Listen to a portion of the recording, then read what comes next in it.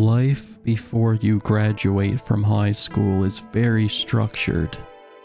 You and your peers are always at the same stage of life. You go from one grade to the next. You all have the same goals, typically the same assignments and tests with some variations in the courses and programs you do. You all live in the same general place. You mostly see the same people in school for over a decade. But then, you put on that graduation cap and everything changes. You're a young adult now.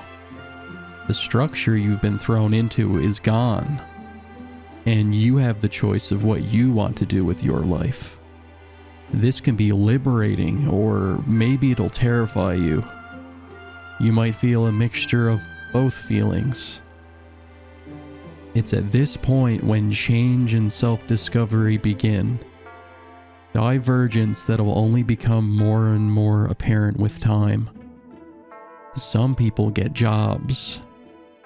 Some people go to school. Some people move away, while others stay where they are. Some people become fully independent. Some people become parents. Some still struggle to take care of themselves. You might get married or see your peers getting married. Friendships you had might fade, and the ones that remain might not get as much attention during the change and hustle.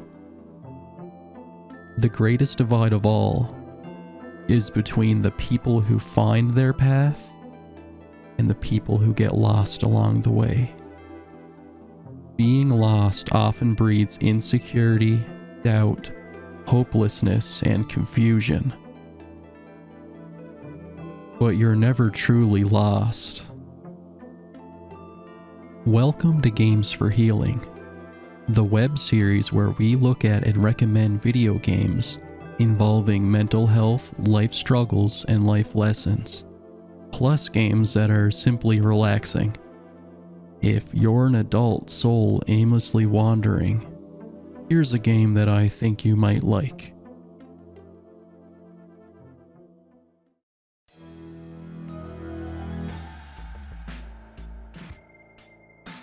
Today, I'd like to talk with you about Night in the Woods. This is an indie game developed by a studio called Infinite Fall, published by Finji. It released in 2017, and you can currently find it on PC, PlayStation 4, Xbox One, Nintendo Switch, and some mobile devices. Here's our protagonist, a 20-year-old girl named May Borowski, who you may have noticed is a cat. The plot made short is that she drops out of college and returns to her hometown of Possum Springs. During our time with May, we see how life has changed around her. She also discovers that there are some odd things happening in Possum Springs, starting with the appearance of a dismembered arm on the street. There's a big spooky mystery at the core of this story. It's a simple 2D side-scrolling game with a focus on character interaction and exploration. There are also platforming elements and some mini-games, such as a Guitar Hero clone and shoplifting. There's even a game within the game called Demon Tower. You don't have to play it, but it's there if you're in the mood for a retro-style roguelike game with 9 levels. Keep in mind that Demon's Tower can get pretty difficult in the final few levels. On platforms that have achievement systems, you'll want to beat it in order to get all of the achievements. Demon's Tower also has a secret ending, so completionists should keep an eye out for that. In the actual game, May has the ability to jump, speak to people, sometimes with dialogue choices, and interact with things. It's very easy to grasp. If you jump 3 times in a row with momentum, the third jump will be extra high. Feels a bit familiar.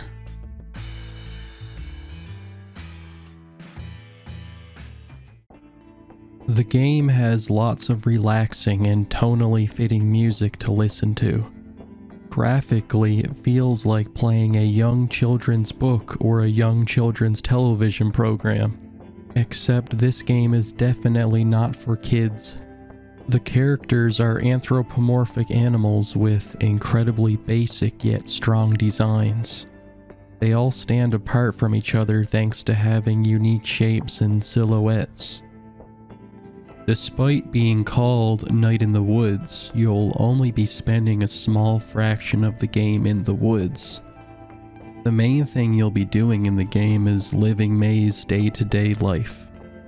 You'll adopt your own routine of walking through the town during every in-game day and speaking with the colorful locals. Everything and everyone is always changing around you slowly. It's very much a slice-of-life game, with some supernatural elements thrown in. I'd recommend not plowing through this game. Take things slow. The in-game days and your routines will be very repetitive, but also relaxing and even zen. Treat every in-game day like a chapter in a book. In fact, oftentimes the game feels like playing a visual novel. Make it a part of your daily routine to play an in-game day or two. I think you'll get the most of it that way. Playing it in long sessions might make it feel a bit repetitious and burn you out, but play it however you want. Everyone's playthrough will be different. The game will likely take you between 5 to 10 hours to beat. Within that time, you're given some choices that will change the story a bit. Different days will have you doing different things with different friends. I mainly hung out with Bee, the gloomy goth crocodile. I just wanted to see her happy. She lost her mother to cancer during her high school senior year. There's Greg, a fun and energetic free spirit who may or may not have bipolar disorder. He rules. There's Angus, a quiet, reserved bear who is dating Greg. Both him and Greg have history with being abused as children. All 3 of these characters work dead-end jobs. This is Germ, who is essentially the weird kid of the bunch. And let's not forget about Sharkle, the best character in the game.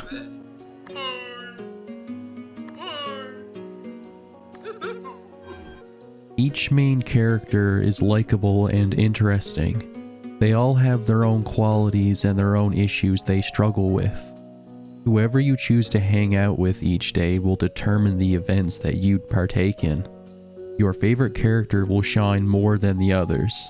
There's a genuine sense of friendship between them all. Everyone in this town has a story.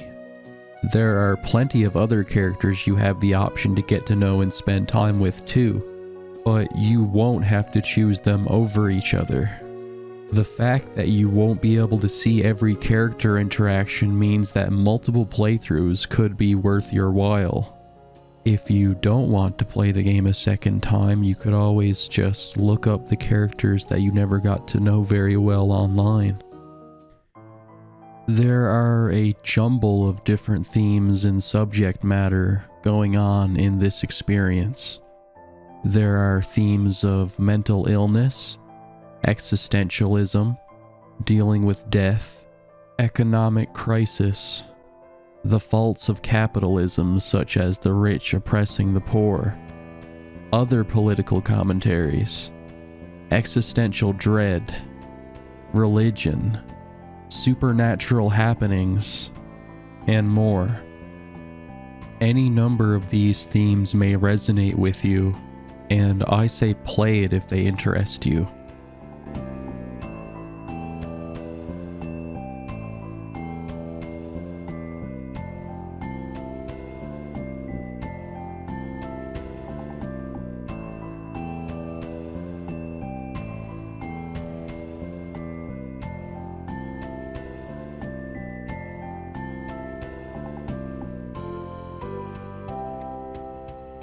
The themes of the game that I'd like to focus on the most are those of the change and uncertainty that come with getting older. I think that they shine through the strongest and can be linked to all of the other subject matter. Our main character, May, is 20 years old and has no goals or ambitions. She dropped out of college. She has no job and has no confidence in being able to hold one. She sleeps her days away. She has no passion projects. She is known as a troublemaker who we see commit some crimes. She can act a bit rudely around others, but deep down she is compassionate and a good person. She's a creative and a whimsical child at heart. She also has her fair share of mental issues to work out. She suffers from depression, anxiety, and it's implied that she may have some sort of depersonalization disorder. May is utterly lost and just going with the motions of existing. This is how things often are once you become an adult. You're told that these are the best years of your life. For some, they are. For others, they will be eventually. And for some people, they won't be. It's different for everyone. I'm sure that many young people and even older people can relate to May and her friends.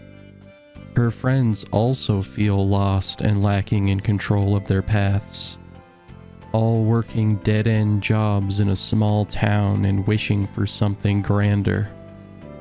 The transition between teenager to adult can be a very confusing one for many people. Life opens up extensively. Some people have all of the options in the world. Some may have few, and others may have any number of options, but not know which ones to choose. Another part of change and getting older that this game excels at demonstrating is that the world around us never slows down. Whether we change or not, our surroundings will. As you've gotten older, I'm sure you've seen people move away. You've probably witnessed businesses and buildings get shut down that you now look back on nostalgically. Chances are there are people you've known who have passed away. Friendships you've had may have grown in distance. As May returns to her small hometown, we see her experience all of these things. Everything from her past has changed dramatically while she was away. Change can be good. Change can be bad. And change can just be change. Not everything can always be the same. What matters is how you handle the shifts around you. As people, we have the ability to adapt. I think that Night in the Woods is a very pleasant and relaxing game that touches on a lot of sensitive topics that are worth learning about. It does have its uncomfortable story moments, so keep the game's ESRB rating and obvious target demographic in mind. I'd also like to warn you about there being some flashing lights and colors when May opens up her laptop for the first time.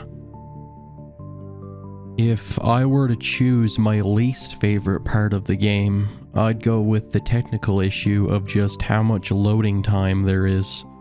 You're going to see this loading screen of May running a lot. This might be because I played on Nintendo Switch, and maybe it's not optimized super well for the platform. I've read that it loads much faster on PC, as you might expect. Some people might not like how the plot meanders and a lot of nothing happens, but I think this suits the game well.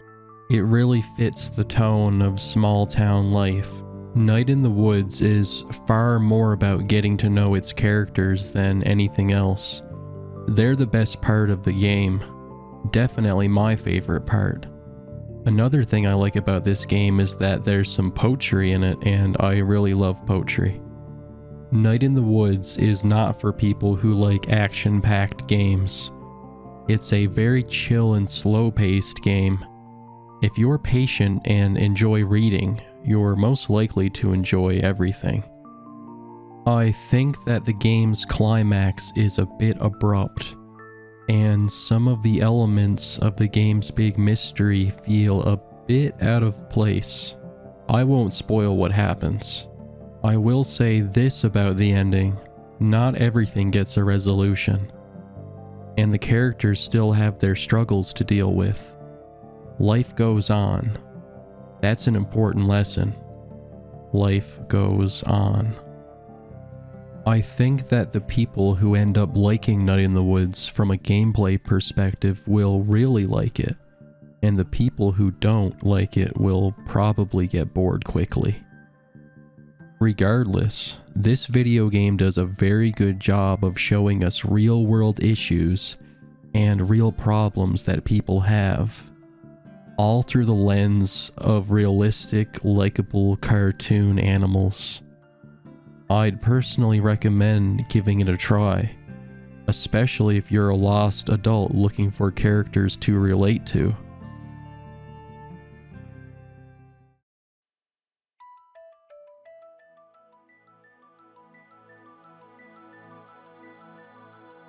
Every person in this world is different and runs on their own personal timeline.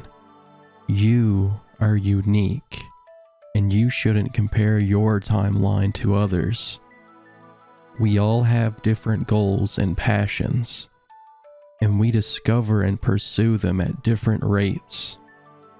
We're all born under different circumstances and grow up with different upbringings and surroundings.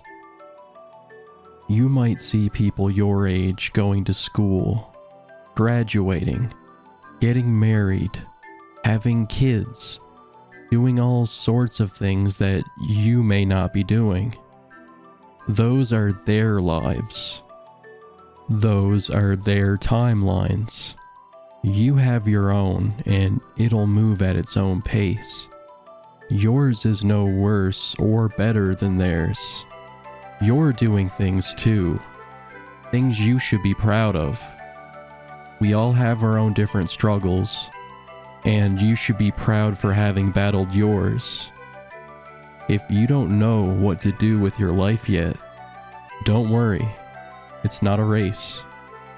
Nobody is ahead or behind, and we all end up in the same place after the finish line. Really give that last part some thought. There shouldn't be a rush. There are all sorts of things you can do in the meantime until you figure it all out. Life goes on. The only comparing you should be doing between yourself and others is the kind that lets them inspire and encourage you. Don't let any insecurity get the best of you. Feeling lost in life is a terrible feeling, and many people feel this way in the adult world. I hope that you can find your way. In my opinion, you're already on your way. You just don't feel it yet. You'll feel it. Everything will work out. Everything is going to be okay. Just be a good person and live your life. You'll be out of the woods soon enough. Until next time, I'll see you later. Stay strong out there.